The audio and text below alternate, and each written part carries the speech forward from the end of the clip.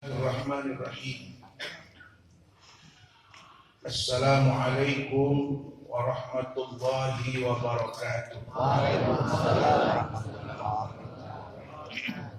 Alhamdulillah. Wassalatu wassalamu ala Rasulillah Sayyidina Muhammad ibn Abdillah wa la hawla wa la quwwata illa billah. Subhanaka la ilma lana illa ma 'allamtana innaka antal alimul hakim. Shadaqallahul azim wa ballagha rasuluhun nabiyyul habibul karim wa nahnu ala dhalika minasy syahidin wasyakirin walhamdulillahi rabbil alamin. Amma ba'du ahibba'il kiram, segenap para alim ulama, para kiai, para orang tua, para sepuh yang tentu saja kita berdoa mudah-mudahan beliau-beliau sehat, panjang umur. Hadir bersama kita orang tua kita Al-Mukarram Muallim Haji Ali Usman. Hadir juga Bapak Haji Abdul Munir, orang tua kita Bapak Haji Hasib, Ketua Dewan Kemakmuran Masjid, yakni Al-Ustaz Abdul Syukur dan juga Al-Ustaz Sahabuddin, dan para kiai-kiai kita, para ulama-ulama kita, Kiai Haji Dr. Marta Awaluddin Jamil, Kiai Mahmuddin, Kiai Salahuddin, Kiai Haji Dr. Taufik Hidayatullah, dan para ustaz-ustaz yang lain. Di daftarnya banyak banget. Kita doakan semuanya sehat, panjang umur, nambah rezeki, kalau perlu nambah bini. Amin. Yang saya cintai para jamaah sekalian Masjid apa? Nurul Hidayah, yang alhamdulillah beduk subuh udah pada sampai ke masjid. Saya datang lumayan jauh dari seberang sana, dari kota Tangerang, sepi tol 45 menit. Bagaimana siangnya ini? Tapi alhamdulillah semua datang ke masjid ini. Tujuan kita satu, kita ingin mendapat ridho dari Allah Subhanahu wa ta'ala. Mudah-mudahan para jamaah sekalian pulang dari tempat ini segala hajat dikabul oleh Allah Subhanahu wa ta'ala. Derajatnya diangkat oleh Allah Subhanahu wa ta'ala. Amin ya rabbal alamin. Puja dan puji syukur marilah kita panjatkan kehadiran Allah Azza wa Jalla atas segala limpahan nikmat. Di pagi yang sejuk ini, hati kita terasa sejuk. Salat berjamaah, zikir bersama, dan juga alhamdulillah kita mendengar senandung qasidah pujian yang tadi barusan kita dengarkan bersama daripada Maulid Nabi kita Muhammad sallallahu alaihi wasallam.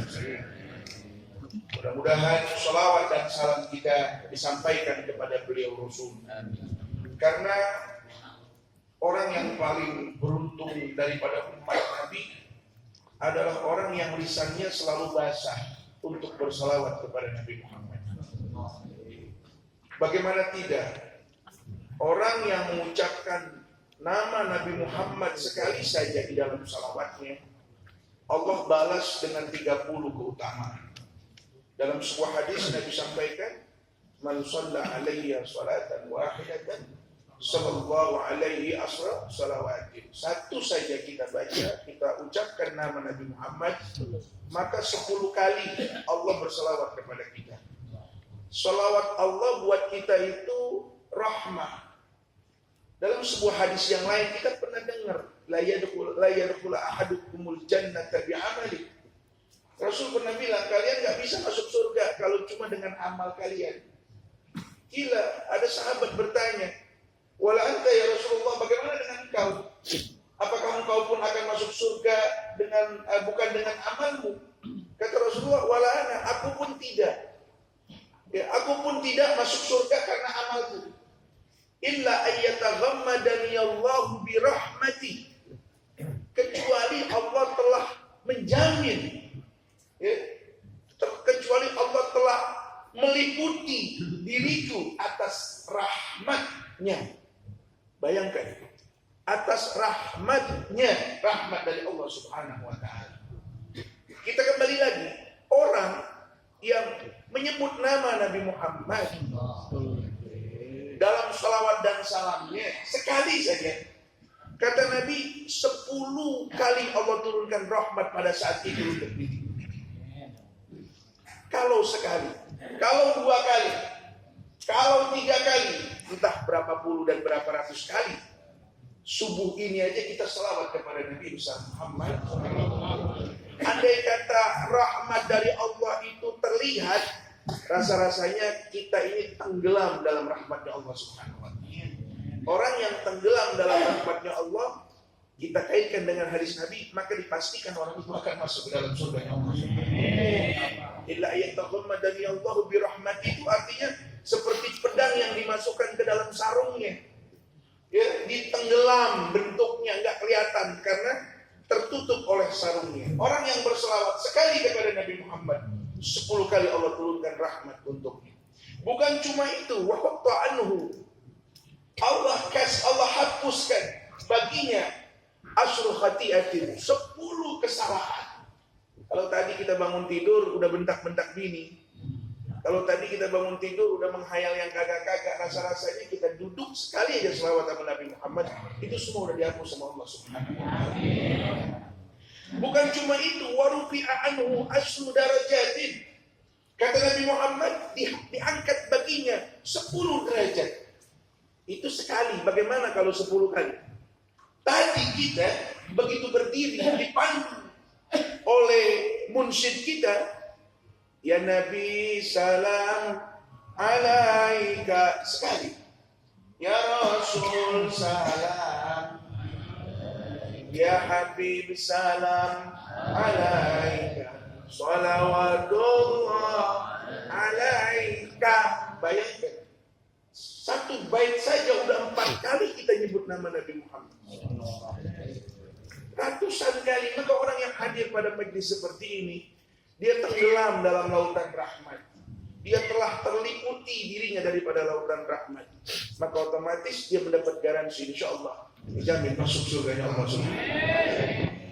Pertanyaannya, kenapa sedemikian hebat ini manusia? Sedemikian fenomenal ini manusia. Sedemikian istimewa ini manusia. Nabi besar Muhammad sallallahu alaihi wasallam. Yang tahu jawabannya hanya Allah Subhanahu wa Ta'ala.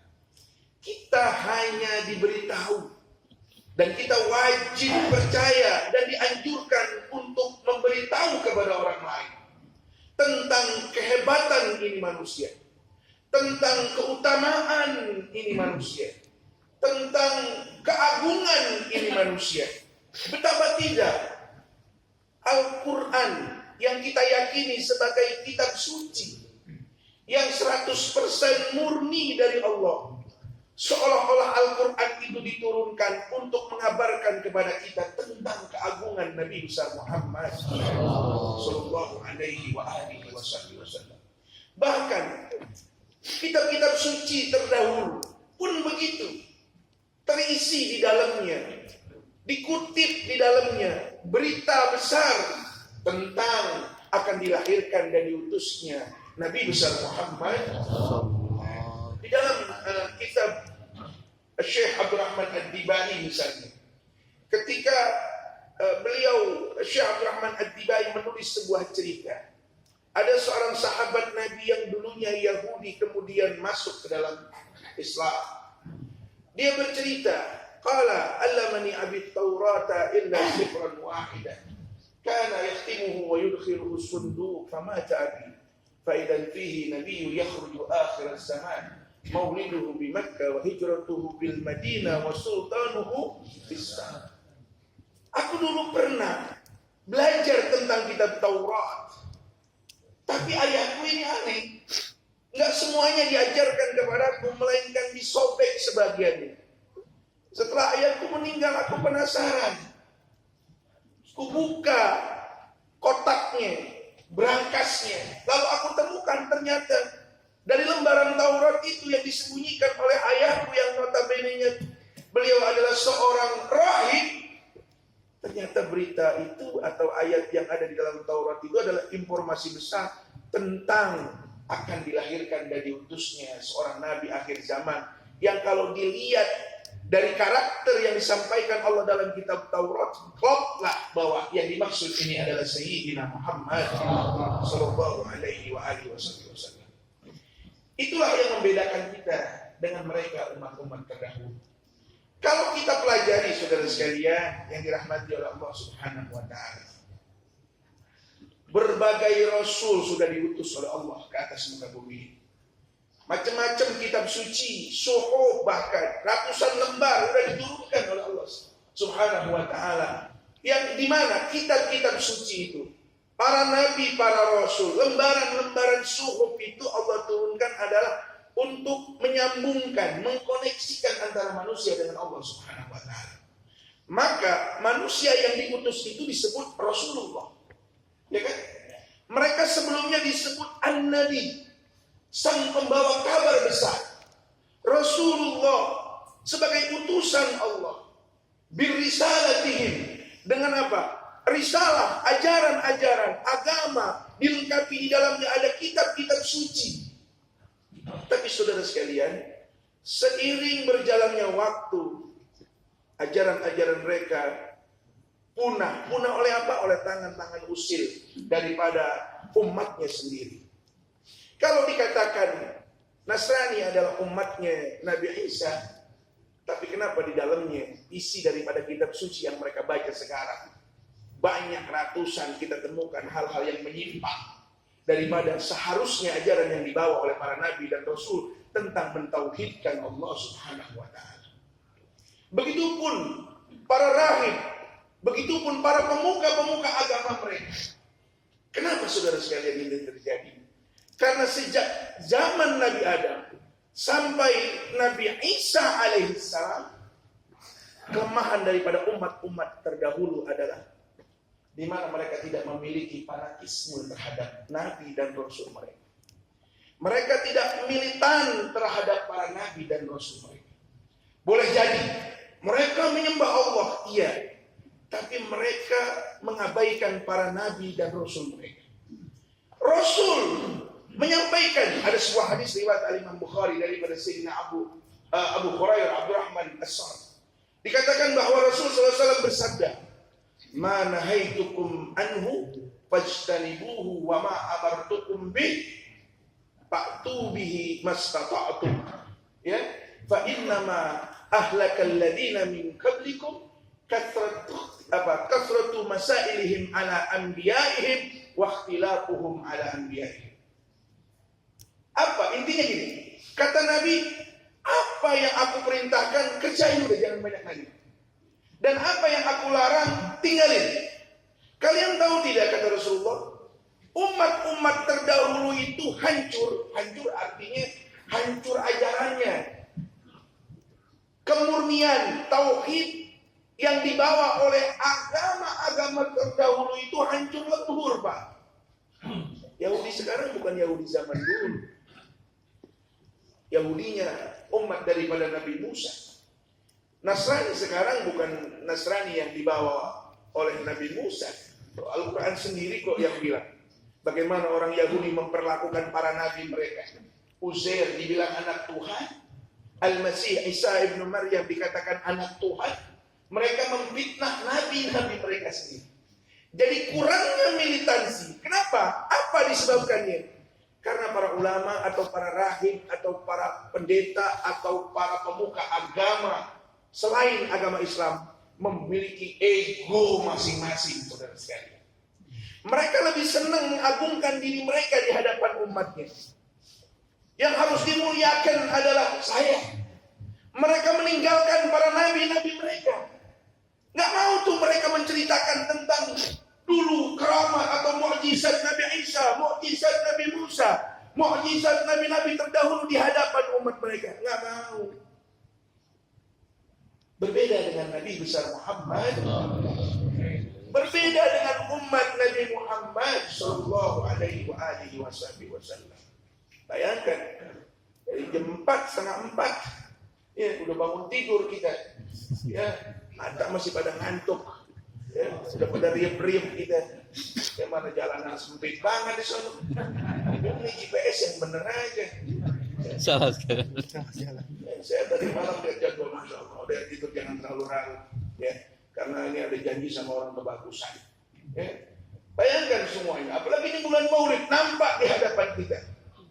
Cintanya umat Nabi Muhammad kepada Nabi Muhammad nggak ada tandingannya.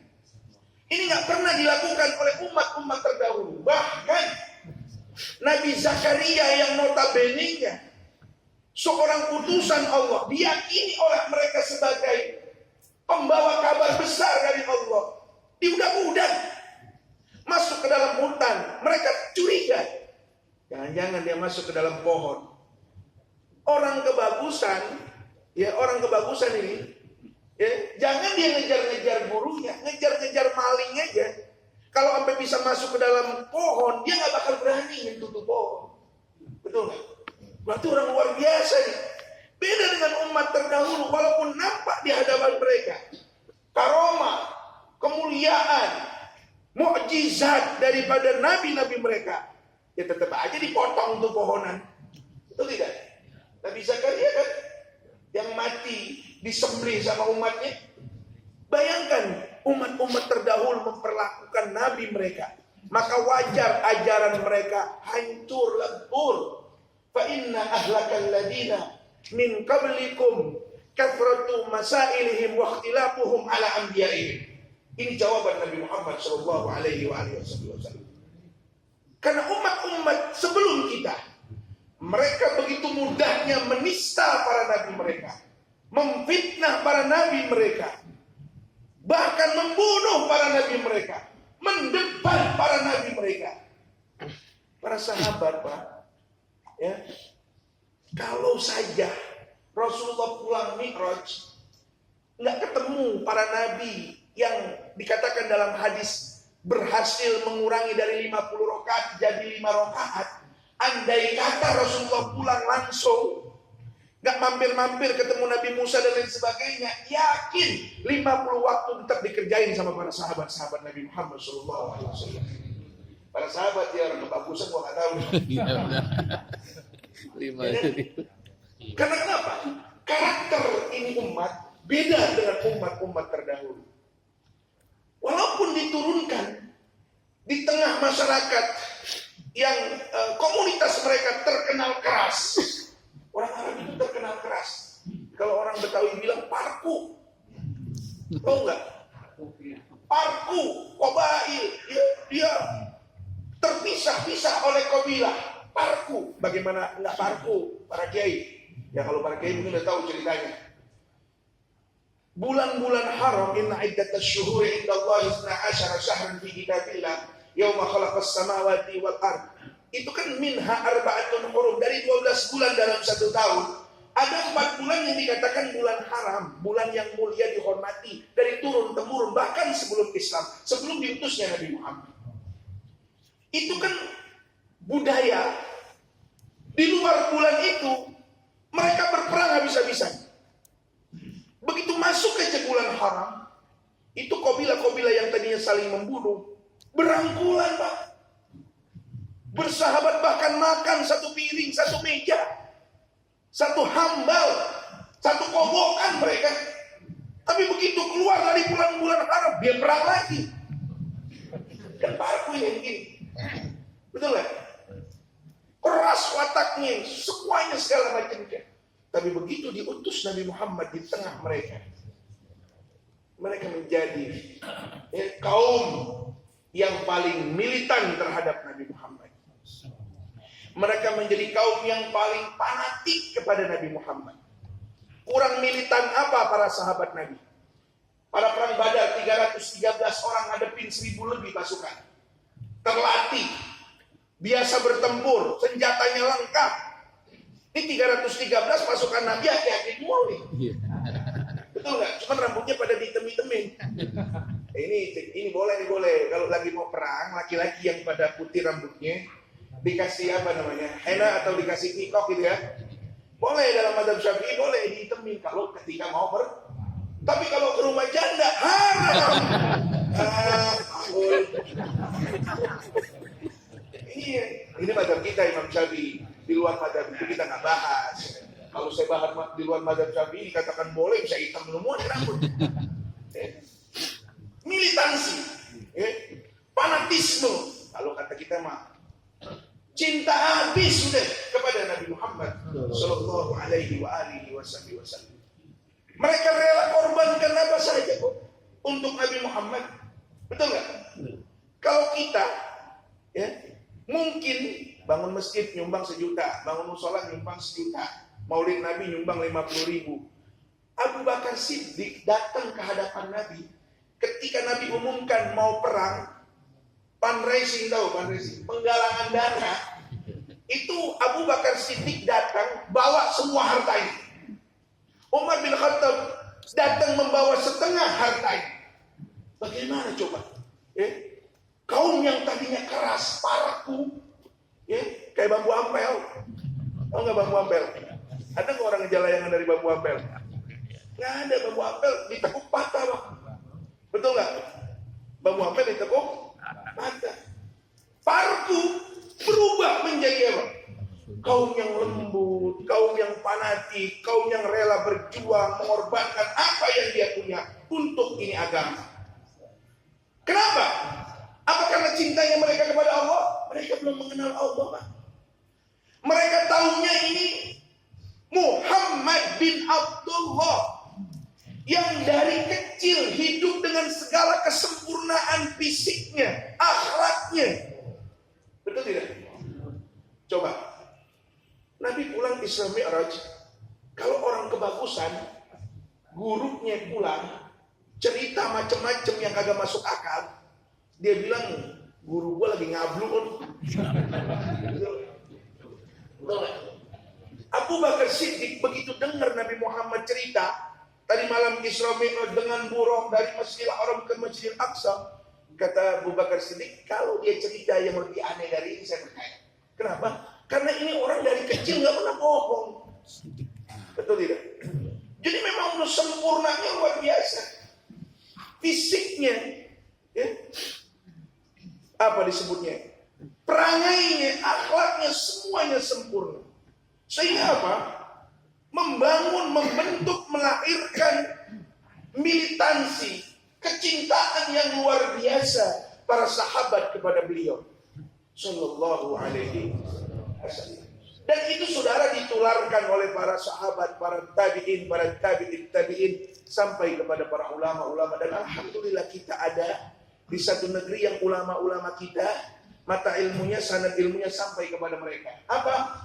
Ulama-ulama yang menanamkan cinta yang luar biasa kepada Nabi kita Muhammad Sallallahu Alaihi Wasallam. Kenapa demikian? Saudara sekalian yang dimuliakan oleh Allah Subhanahu Wa Taala. Biasanya manusia itu mencintai, mengimani dengan apa atau kepada siapa yang dia lihat, yang dia dengar. Ujung orang beriman itu memang puncaknya beriman kepada Allah, betul? Tapi sampai di mana? Mata kita terbatas untuk melihat Allah. Telinga kita juga terbatas untuk mendengar langsung dari Allah. Betul tidak? Sehingga untuk menanamkan itu semua sulit. Kita butuh wasilah, kita butuh perantara yang meyakinkan kita tentang kebenaran Allah Subhanahu Wa Taala. Maka yang bawahnya juga orang yang kita yakini bahwa ini benar-benar Rasulullah. Ya sekarang saya tanya, Bapak percaya nggak kalau Mama Gupron ketemu Allah? Ayo coba. Oke. Video call. Sampai mampus kita gak bakal percaya. Video call. Kenapa? Lihat jonglogannya. Kan orang Betawi begitu. Muka lu aja kayak toko dapur, ngaku-ngaku video call sama Allah. Dilihat masa lalunya, dilihat keluarganya. Betul nggak? Orang bicara tentang yang gaib, dilihat dulu siapa yang berbicara. Nabi Muhammad berbicara tentang hal-hal gaib Dipercaya, bahkan sekarang hampir 2 miliar yang percaya dengan berita-berita gaib yang dibawa oleh Nabi Muhammad SAW.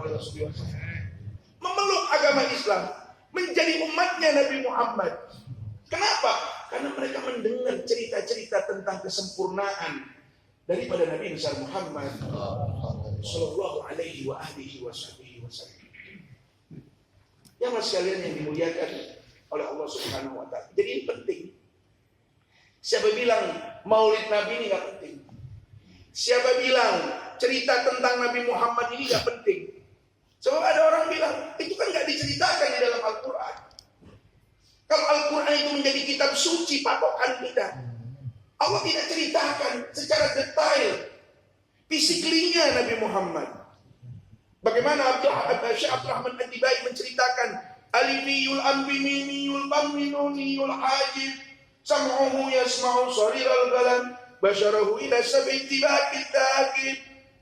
Bagaimana para ulama ahli hadis menceritakan itu semua. Hidungnya mancung, bibirnya kayak huruf mim, alisnya melengkung, manis wajahnya. Kalau melihat Nabi Muhammad perempuan-perempuan, nggak ada yang bangkit syahwatnya, melainkan semuanya hanya bahagia, senang melihatnya. Beda ketika melihatnya Yusuf. Ketika melihat Yusuf nafsu, tangan pada kepotong, betul nggak? Laki dilupain jadi gila, lakinya Julaiha kan jadi gila, depresi. Jadi suaminya Julaiha itu depresi. Karena kenapa? Ini perempuan udah dipisahin sama Yusuf yang udah masuk ke dalam penjara, tetap aja masih nyebut-nyebut Yusuf terus. Terobsesi oleh Yusuf. Bayangkan, sempurna, wangi badannya, ya enak ucapannya. Bagaimana? Itu semua cerita tentang kesempurnaan Nabi Muhammad nggak diceritain di dalam Al-Quran. Lalu kenapa kita sibuk-sibuk menggali itu semua? Kata mereka, mereka maunya langsung aja udah Al-Quran aja Al-Quran. Nggak bisa begitu, bisa rusak ini agama. Karena kenapa? Ketika ketokohan Nabi Muhammad sudah hilang di benak umat Islam, Islam akan hancur, saudara sekalian. Percaya? Karena nabi-nabi sebelum Nabi Muhammad, umatnya pada begitu semua. Ketika anaknya bertanya tentang Nabi Musa, bertanya tentang Nabi Zakaria, bertanya tentang Nabi Ibrahim, mereka nggak ceritakan. Langsung aja udah kepada Allah. Apa yang sibuk sama Nabi Muhammad? Nggak bisa begitu, Pak. Karena nanti orang akan menemukan jalan buntu ketika dia mencoba akal pikirannya untuk mengenal Allah Subhanahu wa Ta'ala. Tapi ketika orang itu mengenal dan ingin terus lebih akrab, lebih intens kepada Nabi Muhammad, disitulah dia akan menemukan hakikat iman yang sebenarnya, saudara sekalian. Paham ya? Jadi Allah itu Khalik, kita ini makhluk. Untuk mengenal Sang Khalik, kita harus kenal makhluk. Jangan sombong-sombong mau nyari Allah pakai mata kepala kita. Betul. Lihat, wa min ayatihi di dalam Al-Quran, kita itu disuruh kenal Allah cuma lewat tanda-tandanya aja. Tanda-tandanya Allah itu kebanyakan makhluknya, bercerita tentang makhluknya, bercerita tentang perilaku makhluknya. Udah itu aja. Jangan belagu-belagu bilang video call sama Allah. Jangan belagu-belagu dia bilang langsung denger firman wahyu dari Allah. Siapa lu? Ini kan yang sesat yang kayak begitu. Kenapa? Karena mereka meninggalkan Nabi Muhammad. Jadi maulid Nabi, ya, ini ulama-ulama terdahulu luar biasa. Kalau dulu pada zaman sahabat Nabi nggak ada maulid Nabi, adanya cerita tentang Nabi. Para sahabat, para tabiin bertanya kepada para sahabat yang nggak ketemu sama Nabi Muhammad, emang bagaimana sih Nabi Muhammad itu? Ya kayak kita, betul nggak? Kita mondok di sebuah pesantren, kiainya udah meninggal. Makanya kita tanya dulu, kiai bagaimana sih orangnya? Tuh fotonya, betul nggak? Di zaman Nabi belum ada foto, Pak. Ya, tapi potret kehidupannya ada di benak para sahabat. Maka diceritakanlah fisiknya dulu, ya. Diceritakanlah tentang latar belakangnya dulu, keluarganya dulu. Dia lahir dari keturunan yang spesial. Laqad ja'akum rasulun min anfusikum. Ada Nabi Muhammad, sahabat dengan Nabi Muhammad bacanya laqad ja'akum rasulun min anfusikum. Jadi bukan hanya dari kelompok kalian, Rasul yang diutus Allah ini, yakni Nabi Muhammad, bukan hanya dari kelompok kalian, tapi dia dari manusia dengan memiliki keturunan dari ayah bunda yang terbaik di antara kalian. Min anfasikum. Bayangkan, diceritakan latar belakangnya. Diceritakan tentang fisiknya, tingginya, jenggotnya, matanya, semuanya diceritain. Kalau orang udah terpesona ya, dengan fisiknya, kan dia jatuh cinta. Emang apa sih ajarannya? Seperti itu maksudnya, saudara sekalian. Baru ayat-ayat Al-Quran kita gelar di depan umat. Nih. Para sahabat, para ulama cerita tentang kesempurnaan fisik Nabi Muhammad. Tapi Al-Quran nggak tawarkan itu di depan kita.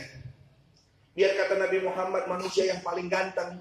Karena kegantengan Nabi Muhammad sulit untuk kita susul. Kita ikhtiarkan sulit. Maka mulianya seseorang bukan karena gantengnya. Gantengnya Nabi Muhammad itu hanya sisi lain kesempurnaan beliau.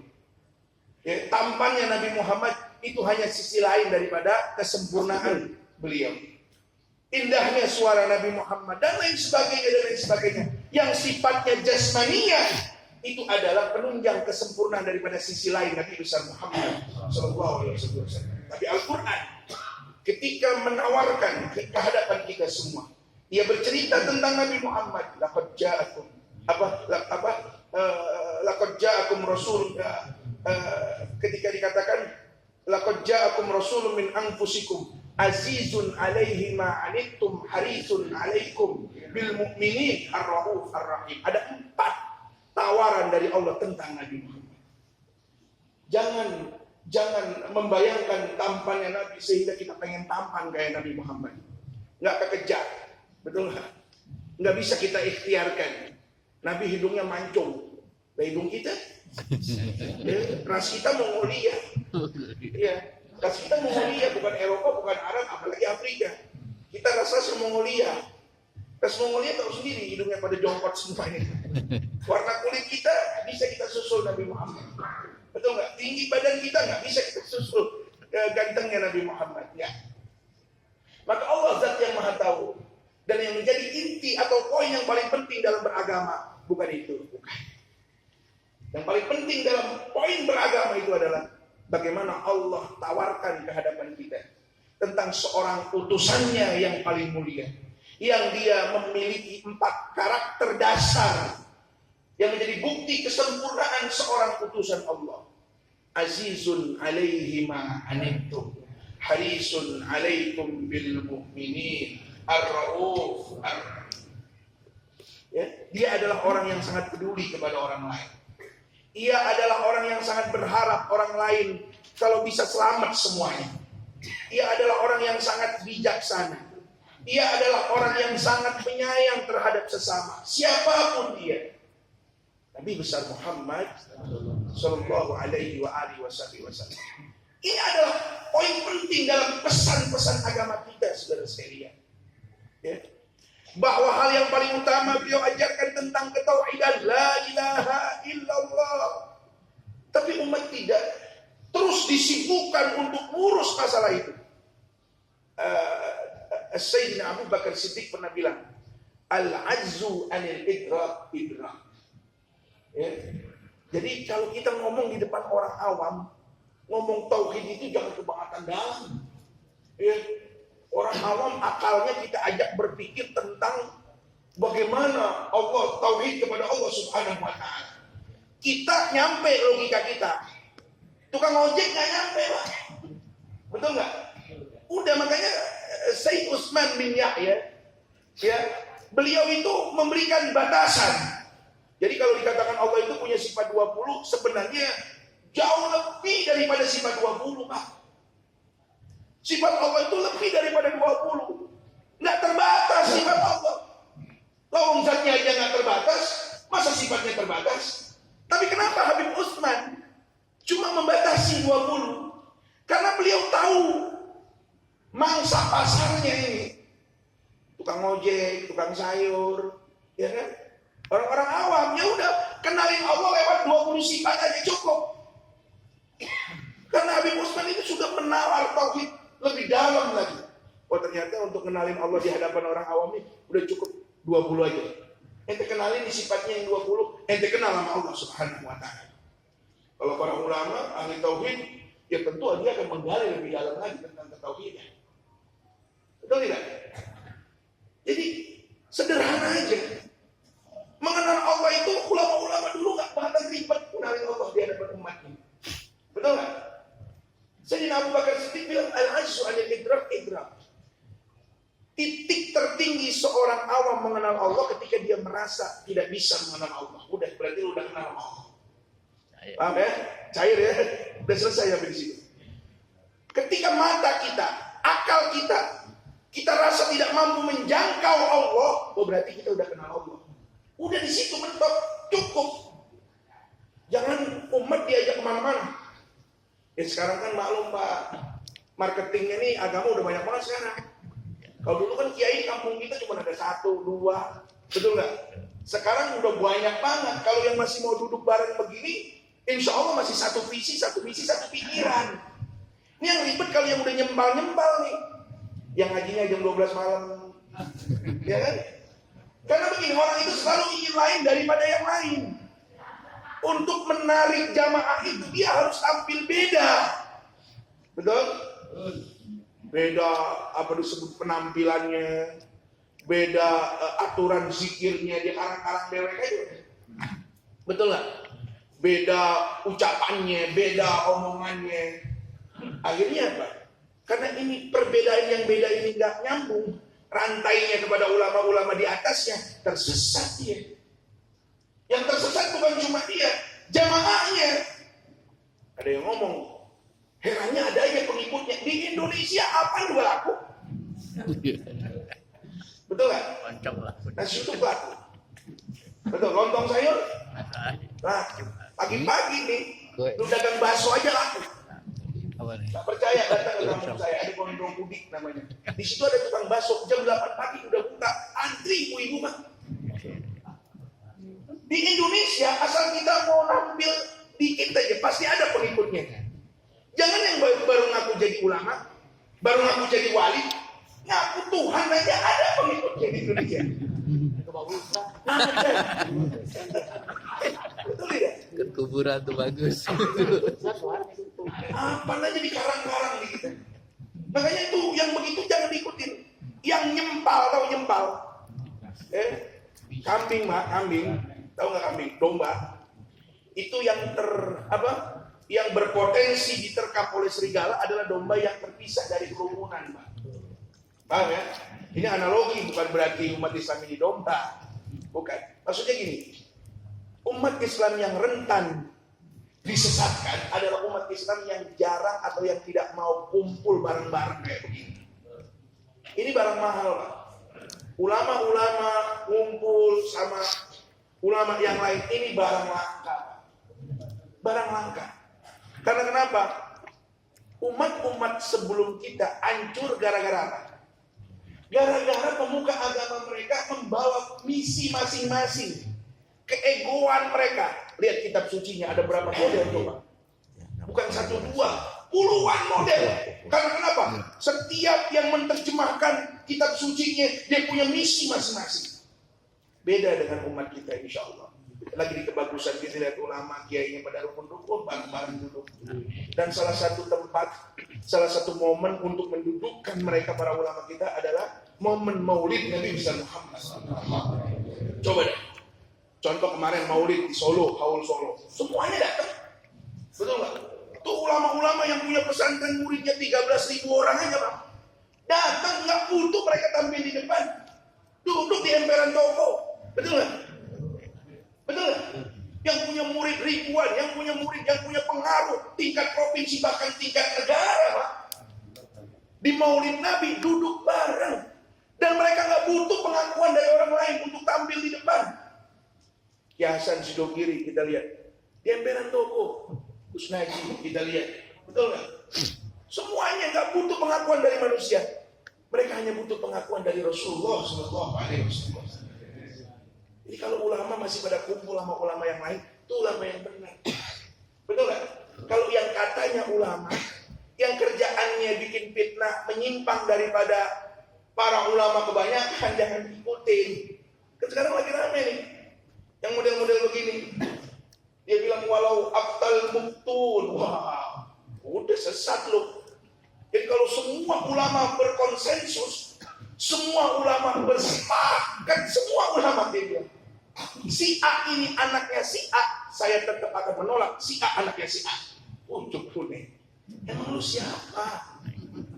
Ya kata Gus Bahar, lu gak penting dalam agama ini. Betul tidak? Betul tidak? Kok ada pengikutnya? Ya biarin. Kan saya bilang, jangan baru ngaku mufti baru, mujaddid baru. Ngaku Tuhan di Indonesia ada pengikutnya. Betul tidak? Betul tidak? Saudara sekalian yang dimuliakan oleh Allah Subhanahu wa Ta'ala. Jadi saya ceramah agak serius dikit, gak apa-apa ya? Karena gini, Ustadz Kiai, nasib buruk dialami seorang Ustadz kalau dia ceramah di ujung akhir bulan Maulid. Karena kenapa? Umat ini udah pasti dengar ceramah banyak Kiai, banyak baik tentang Maulid Nabi. Jadi kalau kita ceramah, yang taksiran ceramah kita udah dihitung sama dia, pasti benar ujungnya ini udah hafal itu Pak. Betul nggak? Betul nggak? Mereka udah nggak aneh lagi.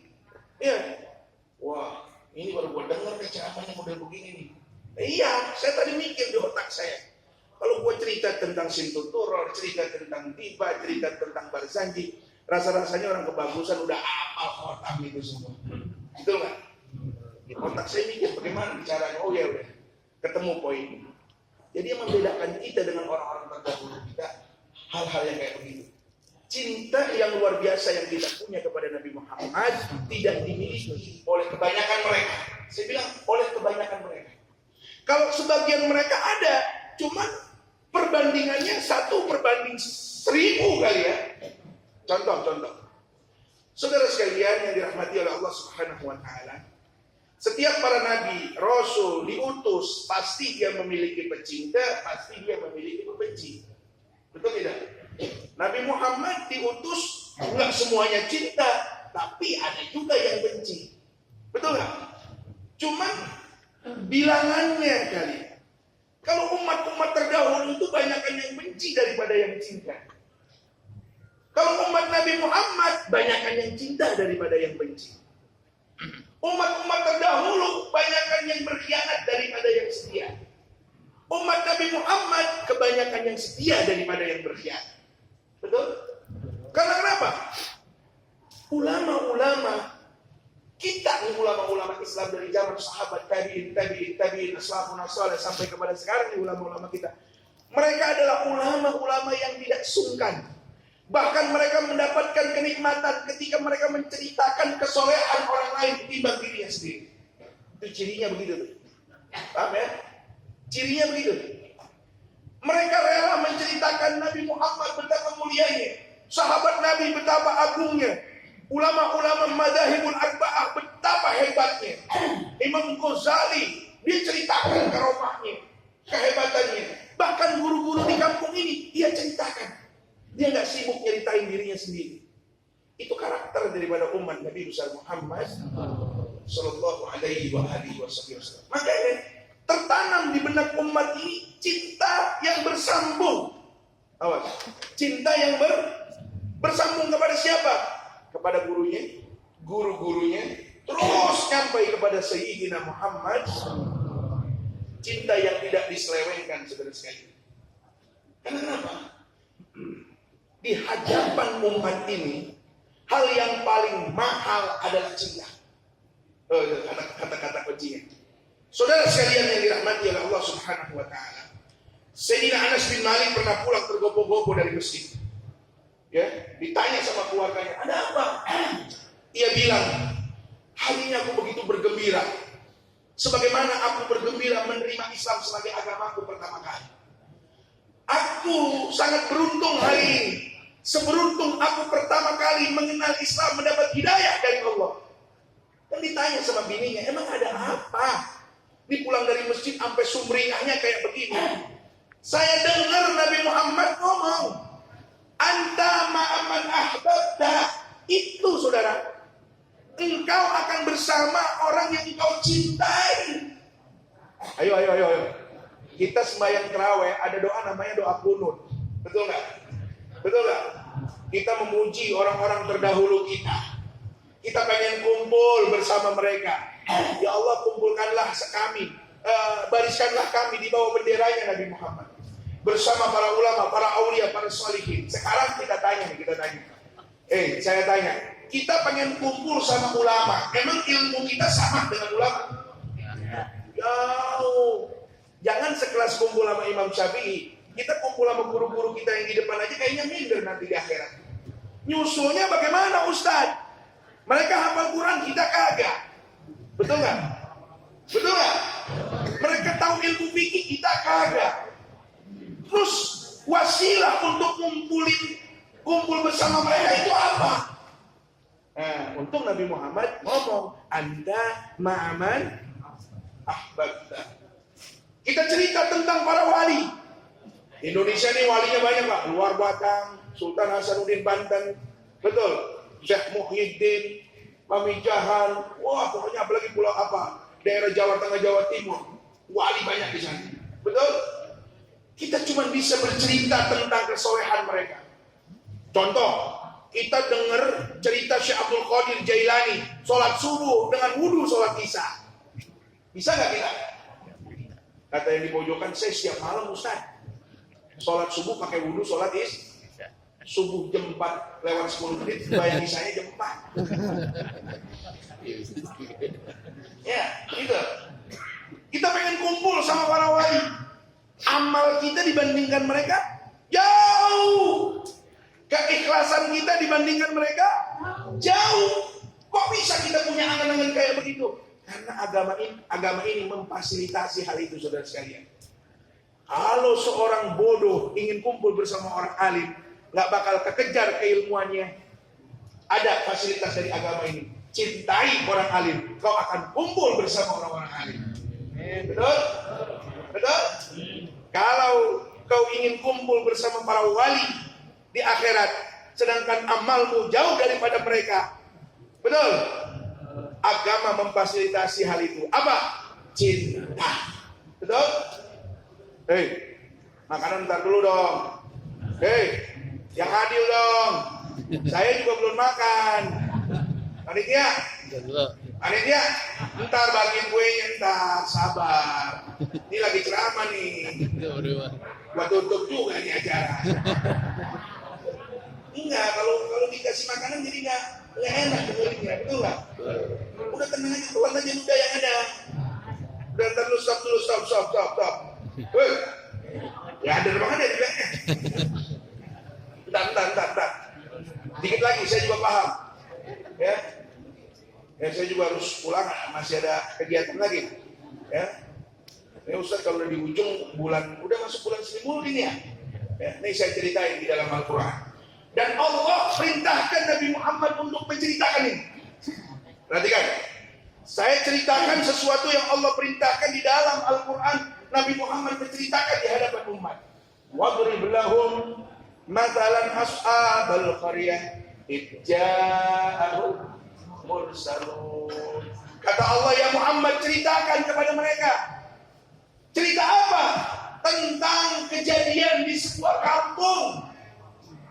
Ini kan berarti cerita langsung Allah nyeritain. Cerita tentang apa ya Rabb? Id arsalna ilaihi musnaini fakadzabuhuma fa'azzazna. Cerita tentang 3 orang ulama, dengar ini, yang diutus Nabi Isa ke satu kampung untuk berdakwah. Panitia, hei, stop, jangan kasih makan dulu. Jamaah kalau udah ketemu makanan berisik. Ini yang mau diceritain Al-Quran. Saya nggak cerita tentang si Luqman keserempet mobil, nggak. Saya cerita apa yang diceritakan dalam Al-Quran. Ya Rasulullah, ya Muhammad, kata Allah, ceritakan wadrib lahum mathalan ashabal qaryah, bahwa dulu pernah ada satu kampung. Kampung itu dilaknat sama Allah. Mengapa? Isinya para pendurhaka, isinya orang-orang yang melakukan munkarat, isinya para pendusta di zaman Nabi Isa. Kemudian oleh Isa diutus 2 orang ulama, nggak cukup, ditambahin 1 lagi jadi 3. 3. Kampung itu namanya Antioquia. Dalam tafsir itu kampung namanya Antioquia. Antioquia itu satu negeri, satu kampung yang sekarang masuk Suriah atau Turki kalau nggak salah. Itu di dekat laut Mediterania. Di sana. Cari aja di Google Map. Ya, Antioquia. Ahli tafsir sepakat itu kampung namanya Antioquia. Atau kalau dalam bahasa Arab Antokhia atau Antakhia. Udah pokoknya kampung yang penting bukan kebagusan. Ya. Itu kampungnya para pendurhaka. Diutus 2 orang ulama, didustakan. Ditambahkan 1 lagi, dikirim seorang ulama, didustakan. Bukan cuma ditolak, Pak. Ditangkap, dibunuh. Bayangkan coba. Enak banget kita jadi ustaz di kebagusan. Enak nggak? Saya tadi baru assalamualaikum, udah disambut, suruh duduk paling depan, betul nggak? Dikasih pisang apa tuh, pisang Ambon, ya, dikasih buah segala macam, dikasih kopi pahit. Saya kopi pahit, Pak. Tanya panitia, emang apa Ustaz sebenarnya kopi pahit? Hidup saya udah terlalu manis, Pak. Ya, pesantren punya anak ada, bini 2. Orang Betawi kan kalau udah punya bini 2 udah paling indah itu. Betul nggak? Ini kayaknya saya ini muka-muka Betawi orang kebagusan, muka-muka tertekan semua. Pengen ada, cuma takut doang. Ya, didustakan mereka. Datang ulama ke kampung Antakia, ditangkap, diranjang, dibunuh. Kalau di kebagusan, oh enak banget. Betul. Berkatnya paling gede. Makanannya paling enak. Jamaah pakai nampan, kebuli, dia mah pakai piring. Ayam tua ini mah apa? Kalau kambingnya kambing wadon, ini mah kambing lanang. Betul nggak? Enak. Betul nggak? Umat Nabi Muhammad ini memperlakukan ulama luar biasa. Umat terdahulu, surah Yasin bercerita, ditolak, kali nolaknya halus, kasar. Bukan cuma tolakan kasar, ditangkap, diranjang, dibunuh. Marah nggak Allah? Dia marah luar biasa. Saudara sekalian, perhatikan. Satu kampung bersepakat menolak dakwah Islamiyah, menolak dakwahnya Nabi Isa. Ini orang alim nih, yang tiga ditangkap, dibunuh. Datang seorang laki-laki, dia bukan orang alim, dia orang bodoh. Wajah min aqsal madinati rajulun yas'aqala ya qaumi ittabi'un. Sering ya kita baca. Cuman baru ini saya ceritain.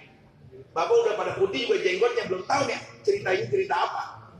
Ini cerita tentang seorang pecinta. Ini laki-laki bodoh, bukan orang alim, bukan santri.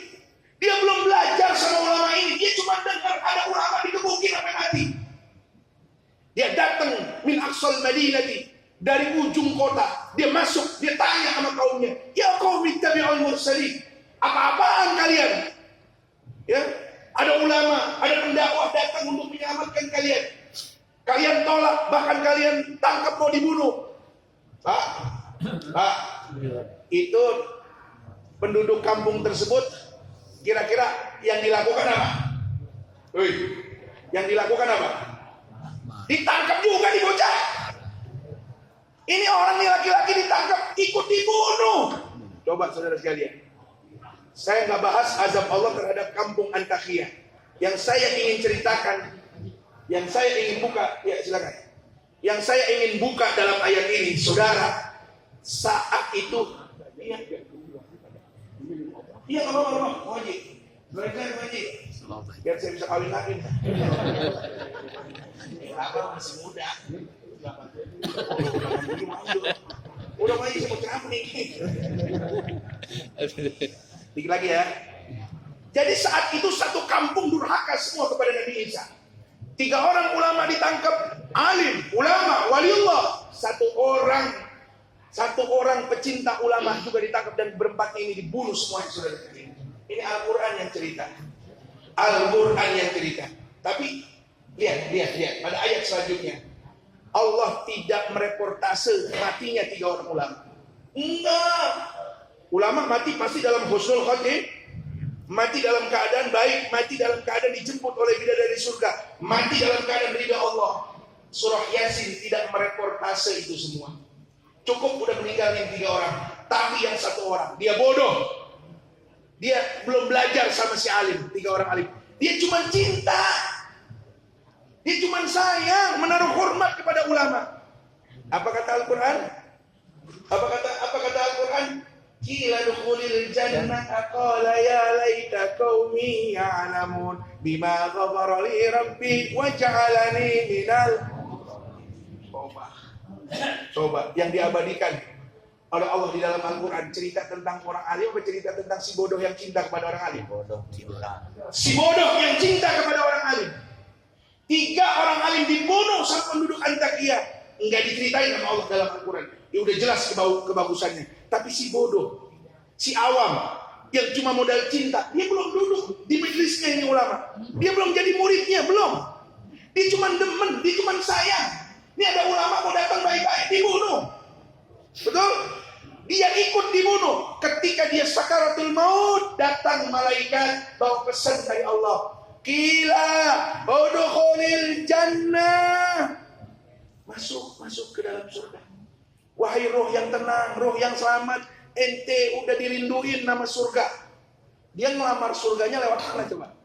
Sholat belum, ngaji belum, puasa belum, betul nggak? Cuman lewat dia ngelamar surga dan diterima sama surga. Qila dukhulil jannah. Sampai-sampai nih laki-laki ngomong begini. Qala ya laita qaumi ya'lamun.